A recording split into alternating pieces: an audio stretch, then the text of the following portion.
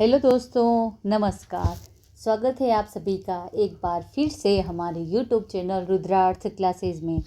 कैसे हैं आप सभी?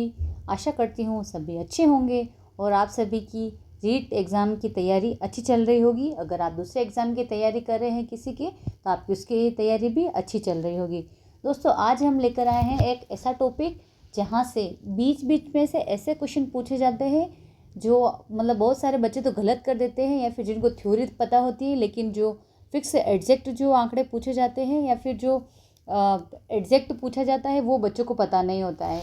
तो आज हम दोस्तों एक ऐसी जानकारी के बारे में चर्चा करेंगे अपने इस वीडियो के माध्यम से, जो लगभग हर बच्चे को पता होनी चाहिए। और आजकल जो आरपीएससी का ट्रेंड चल रहा है और अधीनस्थ बोर्ड का जो ट्रेंड चल रहा है और यहाँ से क्वेश्चन पूछा जा रहा है, तो चलिए हम देखते हैं कि एग्जामिनर कैसे क्वेश्चन पूछ रहा है। तो हमारा टॉपिक है दोस्तों, राजस्थान के इतिहास से जुड़ा हमारा टॉपिक है। तो इसमें है जुड़वा सैनिक और वो उनके शासक के बारे में है। तो जुड़वा सैनिक यानी कि दो सैनिकों का नाम एक साथ आता है। तो जो दो सैनिक हैं, कोई भी जैसे दो सैनिक हो सकते हैं, वो कि शासक के समय थे और उन्होंने किस युद्ध में भाग लिया था और उसमें वो हारे जीते, क्या निर्णय रहा था और उनमें उनका योगदान क्या क्या था। तो दोस्तों, ये आज का हमारा टॉपिक है और इसके बारे में हम पढ़ेंगे। दोस्तों, मैं वीडियो शुरू करें उससे पहले आप एक बार वीडियो को लाइक करें, शेयर करें और सब्सक्राइब कर लें चैनल को, ताकि आपके पास और भी हम नए नए वीडियो लेकर आएंगे तो आप तक पहुंचती रहे ये वीडियो। तो दोस्तों, हम सबसे पहले देखते हैं जेता कुंपा। जेता कुंपा दोस्तों, ये किसके शासक के समय थे? ये तो मालदेव के समय जेता और कुंपा मालदेव के सेनापति थे दोनों, ये जेता और कुंपा। इन्होंने कौन से युद्ध में भाग लिया था? तो इन्होंने गिरी सुमेल का जो युद्ध हुआ था दोस्तों, 1544 ईस्वी में युद्ध हुआ था। इस युद्ध में इन दोनों ने भाग लिया था। और ये युद्ध किन किन के मध्य हुआ था? शासक कौन कौन थे? ये दोनों तो सेनापति थे, जेता और कुंपा। तो ये मालदेव के सेनापति थे। तो युद्ध हुआ था गिरी सुमेल का। मालदेव ये मारवाड़ का शासक था ना, मालदेव को याद रखना है। मारवाड़ शासक मालदेव और शेरशाह सूरी के मध्य हुआ था गिरी सुमेल का युद्ध। दोस्तों, ये युद्ध हुआ था, इसमें शेरशाह विजय होता है, क्योंकि शेरशाह की कूटनीति, इसने कूटनीतिक चाल अपनी ऐसी चली थी जिससे मालदेव मैदान छोड़कर चला जाता है। और इस गिरी सुमेल युद्ध में जेता और कुंपा ने इतनी वीरता के साथ युद्ध लड़ा था कि शेरशाह सूरी की सेना भी देखकर दंग रह गई थी इन दोनों को देख करके। और ये दोनों अंत में वीरगति को प्राप्त हुए थे। लगभग ये युद्ध जीतने ही वाले थे, लेकिन एक आरक्षित टुकड़ी थी शेरशाह सूरी की, वो आ जाती है। तो फिर ये युद्ध, मालदेव की सेना युद्ध हार जाती है, जिसमें जेता और कुंपा वीरगति को प्राप्त होते हैं। दोस्तों, ये जो युद्ध है गिरी सुमेल का युद्ध, इस युद्ध को जीतने के बाद ही शेरशाह सूरी ने कहा था कि एक मुट्ठी भर बाजरे के लिए मैं हिंदुस्तान की बादशाहत को खो देता। तो अब देख लीजिए आपके जेता कुंपा ने इनको कितनी कड़ी टक्कर दी होगी दो सैनिकों ने। ये थी दोस्तों डिटेल जेता कुंपा के बारे में। फिर नेक्स्ट अपने आते हैं सेनापति कोहरा और बादल। ये किस शासक के समय थे? तो ये शासक रतन सिंह के समय थे। ये मेवाड़ के शासक है रतन सिंह, ठीक है। ये वही पद्मिनी वाले हैं, ठीक है, पद्मिनी वाले हैं ये रतन सिंह। ये 1303 ईस्वी में चित्तौड़गढ़ पर जब अलाउद्दीन ने आक्रमण किया था, इस समय युद्ध में भाग लिया था गोरा और बादल ने। और ये समय ये भी वीरगति को प्राप्त हुए थे, गोरा और बादल। और इनका संबंध पूछा जाता है तो ये इनका संबंध चाचा भतीजा का है, ये भी आपको याद रखना है, ठीक है। इनका संबंध चाचा भतीजा का है। फिर नेक्स्ट हमारे आते हैं सैनिक जयमल और फत्ता। इनका किस शासक के समय थे ये जयमल और फत्ता? तो ये उदय सिंह के शासक के समय थे और ये भी मेवाड़ में आते हैं ये, ठीक है। तो जेता और कुंपा तो आते हैं मालदेव, ये मारवाड़ से संबंधित है। गोरा और बादल का संबंध रतन सिंह शासक से है, ये मेवाड़ के हैं। फिर जयमल फत्ता भी मेवाड़ से संबंधित है और शासक उदय सिंह थे उस समय। ये उदय सिंह कौन है? ये जो महाराणा प्रताप है इनके पिता थे, ये महाराणा प्रताप के पिता, ठीक है। 1567 में मुगल शासक अकबर के आक्रमण के समय ये दोनों सैनिक थे, ये जयमल और फत्ता थे। और इन्होंने भी वीरता के साथ लड़ाई लड़ी थी और वीरगति को प्राप्त हुए थे जयमल फत्ता। और ये जयमल जो थे मीराबाई के चचेरे भाई थे इनके। फिर आता है नेक्स्ट हमारे सेनापति आते हैं आल्हा और उदल। आलाउद्दौला का संबंध परमर्दी देव शासक से है। दोस्तों ये चौहानों के समय की बात आ जाती है और शासक कौन था? पृथ्वीराज चौहान। ठीक है, पृथ्वीराज चौहान के समय की बात है ये। महोबा का युद्ध हुआ था 1182 ईस्वी में, पृथ्वीराज चौहान के खिलाफ लड़ा जिसमें चंदेल शासकों की हार हुई थी। ठीक है, परमर्दी देव शासक था, चंदेल शासक था। इसमें महोबा का युद्ध लड़ा गया था 1882 में। इस समय परमर्दी देव की तरफ से ये दोनों सेनापति थे, आल्हा और उदल।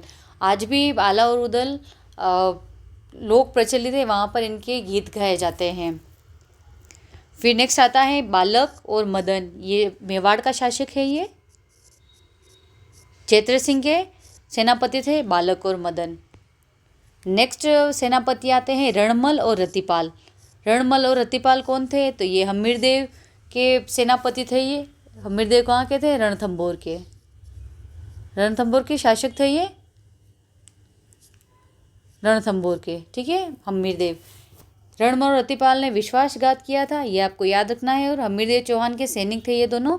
और 1301 में रणथंभौर किले को जीतने में अलाउद्दीन खिलजी की ये दोनों मदद करते हैं। तो ये दोनों विश्वासघाती के नाम से भी जाने जाते हैं, ये दोनों रणमल और रतिपाल।